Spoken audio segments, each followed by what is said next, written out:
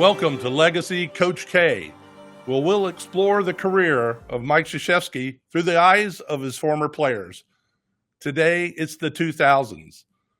Oh, going into the millennium, we couldn't have two better representatives for that decade than we have Shelden Battier, who, amongst his many college honors, was a three-time Defensive Player of the Year, a National Player of the Year, a national champion, and a member of that 50th anniversary ACC basketball team. And then we have J.J. Redick, who's Duke's all-time leading scorer, a two-time ACC Player of the Year, and a consensus National Player of the Year in 2006. Both of you went on to long careers in the NBA or are thriving in your post-basketball careers. There's so much to talk to you about, but let's just start with Shane. What were your first impressions of Coach K when you arrived on campus? People always ask me, like, well, what makes Coach K special? What makes him different? And my answer is always, he knows how to push the button on every single individual better than anybody. And I learned this when I was a high school junior, high school senior. I was a hot shot, top 10 player, McDonald's All-American, all that. And I had other schools to promise me playing time. They promised me shots. They promised me minutes. They promised me the moon. Not Coach K. He said, Shane, I'm not going to promise you one thing in terms of playing time or minutes or starting, but I will promise you one thing. I will give you the opportunity to earn playing time every single day in practice. And if you're good enough, you'll earn it. And I'm looking around, I'm like, I'm good enough. I don't know about Elton Brand, Chris Burgess, William Avery, Trajan Langdon, Tama Domzalski. I don't know about those guys, but I'm going to earn it. And he knew that was my button. He knew I was just an insane competitor. But if you push that competitive button, which I learned in high school, he got the most out of me. And that's a button he continued to push for my 4 years. And I would not be here today without him pushing that competitive button for me. JJ Bay, how about you? Well, look, when I think about Coach, outside of my own dad and my father, who is my hero, there's no person that's had a bigger impact on my life than Coach. And those 4 years at Duke, the things that I went through, the growth that happened, it was a direct result of his coaching, but also my relationship and my friendship with Coach. So you have to understand, I grew up obsessed with Duke basketball. Christian Laettner hit the shot to beat Kentucky. I was sitting on the floor. My parents were behind me on the couch. I turned to them and said, I'm going to play for Duke. Now, they probably thought I was crazy. So when I got recruited, there was a reverence. There was an awe that I had towards Coach K. And even those first couple years at Duke, I'd be in team meetings. We'd be getting ready for a game. He'd be doing his motivational tactics with 10 minutes on the countdown clock before a game. I'm pinching myself. I can't believe this is real. I can't believe this is happening. And by the end of it, and I can share later the moment, but by the end of it, there was a real friendship. And 16 years later now, he's still one of my closest friends. And so the growth of that relationship was one of the big takeaways in my 4 years at Duke. So obviously different players get different type of attention. So you were saying you would tell us later, what can you share with us about how he motivated you or maybe your team to do something extraordinary that you remember? Coach is one of the greatest truth tellers that I've ever been around. My sophomore year, this was sort of at the height of the JJ hate. Everybody, everywhere I went, everybody hated me, even on campus. It was bizarre. And so I'm at the height of this, and I called my sisters in December of that year. They came over to campus, and I told them I wanted to quit. They talked me out of it, thank God. My second semester that year, I was a disaster. I was late to everything. I wouldn't go to class. My grades were awful. I was hanging by a thread. And Coach and I had some meetings during the season, and we ended up losing to UConn in the Final Four. It was one of the low points of my life. Had a chance to win at the end, got stripped. Was it a foul? Probably. But we ended up losing the game. And we met every Saturday morning. And one of those meetings, he said to me, We didn't win a national championship because you weren't worthy to be a champion. It was the most soul-crushing thing that anyone has ever said to me. and I actually went further into that dark hole that I was in, to the point where I had told my parents I was going to stay at Duke to finish an incomplete that I had from that previous semester. And I had told the Duke coaches I was going back to Roanoke to do the incomplete at my house. And really, I was hiding out in a cave in my friend's apartment, just feeling sorry for myself. And Collins and Wojo, they knock on the door, they track me down. Shavlik Randolph ratted me out, by the way. He gave up my location. They knock on the door, and they're just like, get in the car. We drive back to campus. We go to coach's office. May 20th, 2004. That meeting literally changed my life. It changed the course of my life. Coach could have kicked me off the team. He probably should have kicked me off the team. He forgave me. He gave me a second chance. He set me up and got me the help I needed. And I needed to talk to somebody. I needed a therapist. And so I was in therapy all that summer. I think I started in May at about 225 pounds. On media day in October of that year, I was 192 pounds, probably like 3% body fat, and could run all day. And I ended up getting ACC Player of the Year, ACC Tournament MVP, National Player of the Year for the RUP. That's how I lived the rest of my life. I was regimented. I was disciplined. It was because of that meeting. And really, I learned a lot about forgiveness and second chances as well. That's an amazing story. Thank you for sharing that. Time to take a break. We'll be back with more of Legacy Coach K in just a moment. Just want to thank you for everything you've done for the game of basketball, for myself, for my family, for all the lives of everyone at Duke that you've touched and changed. And just want to say congrats. The game will miss you. We will miss you. And you've earned it and deserved it. So congratulations.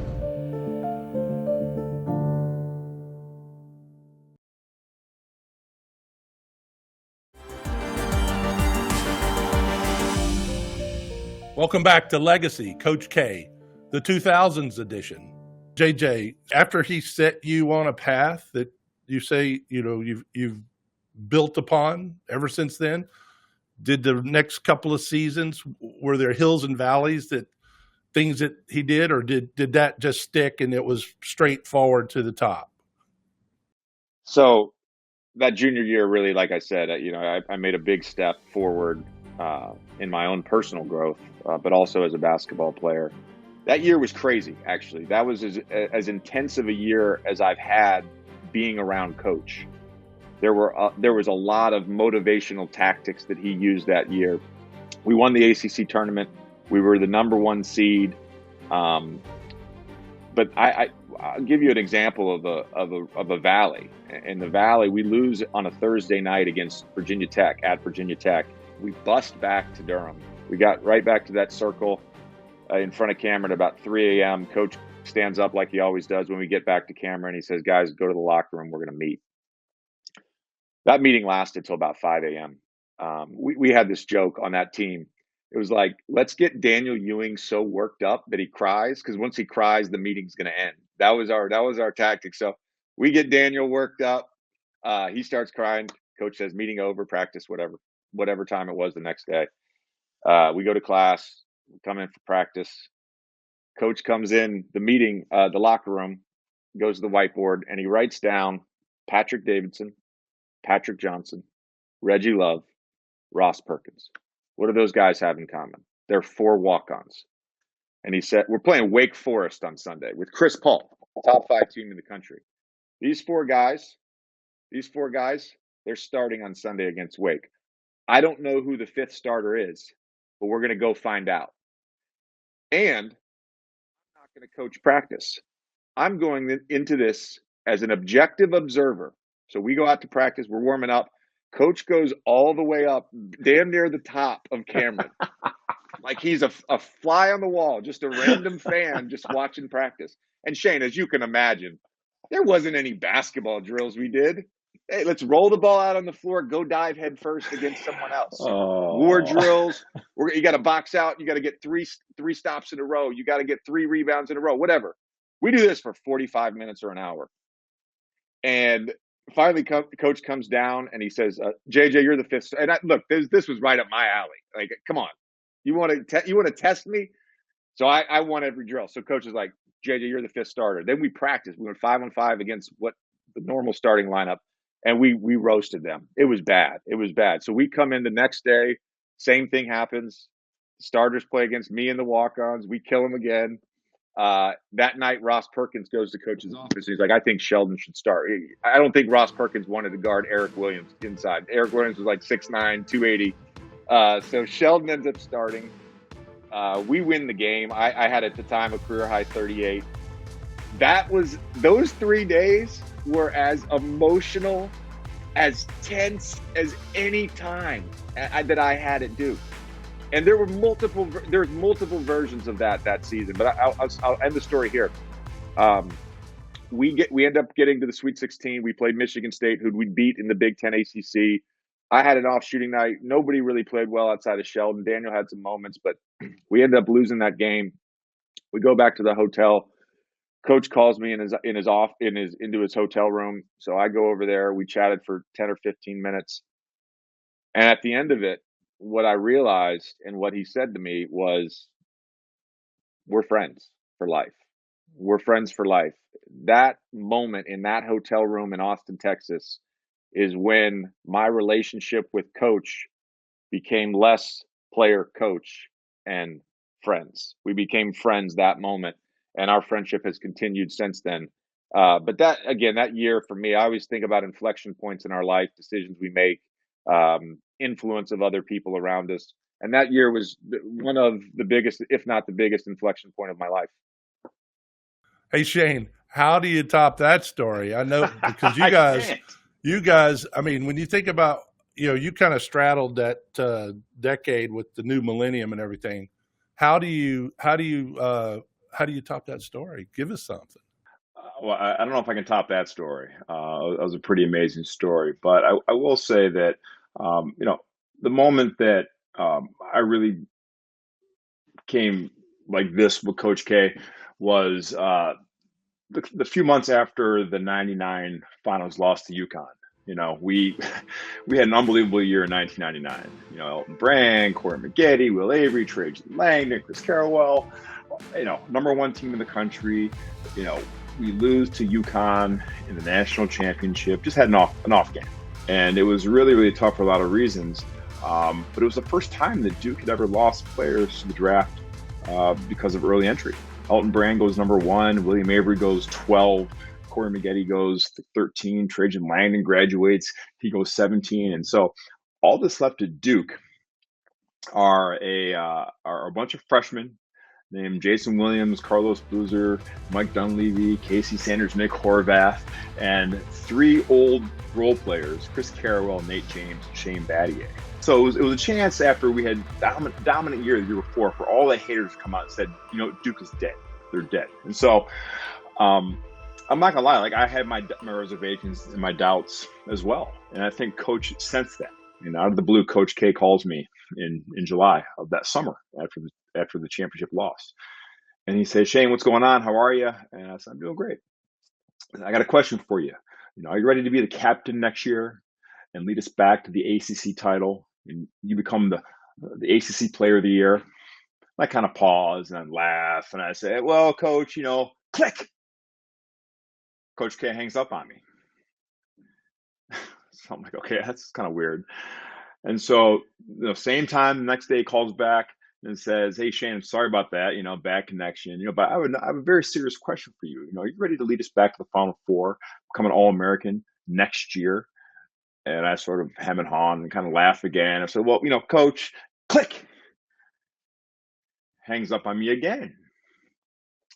So I'm like, I get it. So he calls back a third day, same time, and says, I don't know what happened last 2 days, Shane, but I got a very serious question. You ready to lead us back to the national championship game?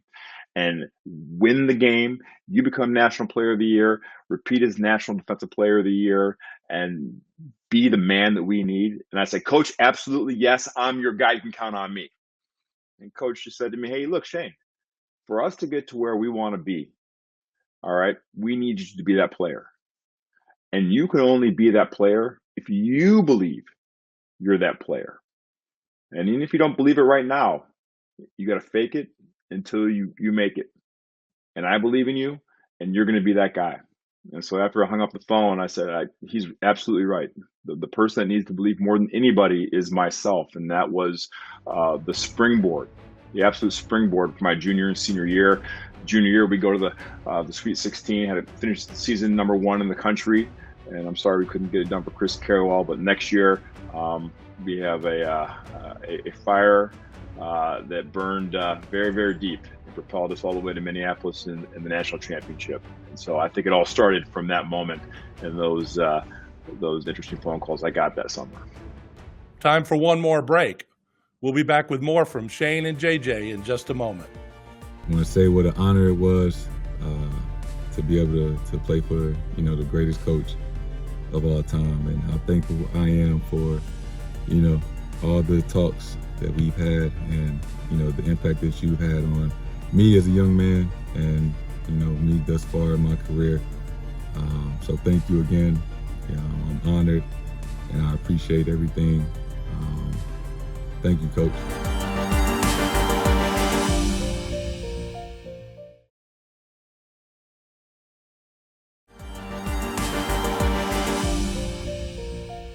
Welcome back to Legacy Coach K, the 2000s edition. Shane, you've followed in the foundation footsteps to where if I look up giving in the dictionary, your face is there. So tell us how he impacted you for your future past basketball.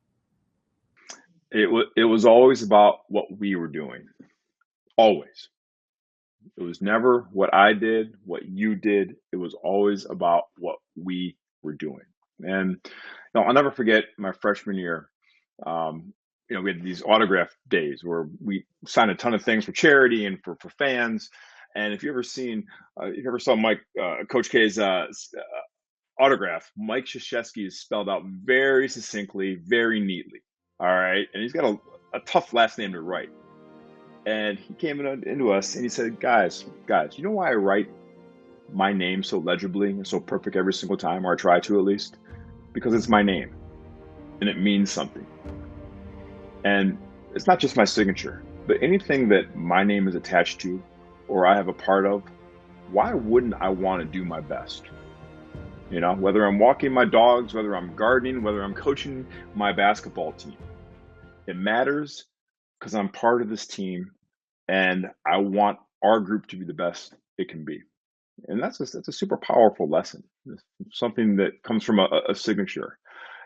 If you're involved, give it all you can, because the group success is the most important thing. Coach, we won a ton of games. A ton of games. All right, we didn't experience very many losses. Coach K never talked about losing or winning a game once. The entire time it was about the Duke standard. Let's play Duke basketball, guys. All right, we win games by 10 points. We should have won by 20 points. And those were the toughest days the next day because we did not play the Duke basketball standards. There were games we lost, and we were expecting the hammer. And he said, you know what, guys? We played hard, we played smart, we played together, we played Duke basketball. We can live with that result. And so it's an amazing mindset to take leaving Duke University, that success is a byproduct of process. But the process has to be present, it has to be pure, and it has to be team. And you can live with any results if you have those three things. Wonderfully said. When all said and done, Shane, what do you think his legacy will be? Oh, he's the greatest. He's the greatest. Not just because of all the games that he's won. And he's won a lot of games. But again, I think he set a standard for what a coach is. And what a coach means beyond the X's and O's or winning and losing the game. He stands for integrity. He stands for excellence. He stands for longevity. And so, I know every guy who played for him feels the same, and we're just truly, truly blessed that we were able to spend the time that we did with Coach K. JJ, you got anything to add to that? Well, I'm glad Shane brought up the we, because Coach always talks about plural pronouns, and I think it's very easy as an 18-year-old, a 19-year-old coming into Duke to make it about me, to make it about I, to make it about you when it's time to point fingers. And Coach taught us that it's about us, it's about we. And I love the idea of Coach being recognized as one of the greatest coaches in all of sports. It's fantastic, right? He's a winner. He's got every accolade. He's got a bunch of records, and he should absolutely be recognized. So that's 100% part of his legacy. But to me, his greatest legacy is us. His greatest legacy is 40 some years of players whose lives have been impacted and then have gone out to society, not just as basketball players, but as men, and had amazing impact on society. The things you do, Kenny, the things Shane does, the things Mike Dunleavy does, the things Quinn Snyder does, the things Chris Carroll does. We have carried on his legacy into society. And to me, that's the biggest part of what Coach has done over the last 40 years. Yes, he's won a lot of basketball games. Yes, he's won a bunch of championships. But the impact he's had on us, and then what we have then gone and done for other people, and had the impact on people in our little circles, that's the legacy for him. That's awesome. I just want to thank you both for taking time out of your busy schedules, because I know how hard it was to get this scheduled for both of y'all at the same time. I'm busier in retirement than I was as a player. Amen. What? Amen. Amen. Well, I can't tell you how much this means to this show. Is going to really, I think, open people's eyes to really the human nature of Coach K, and his legacy is a human one, not a robot, not a wins or losses. So thank you both for being here, and thank you for watching Legacy Coach K.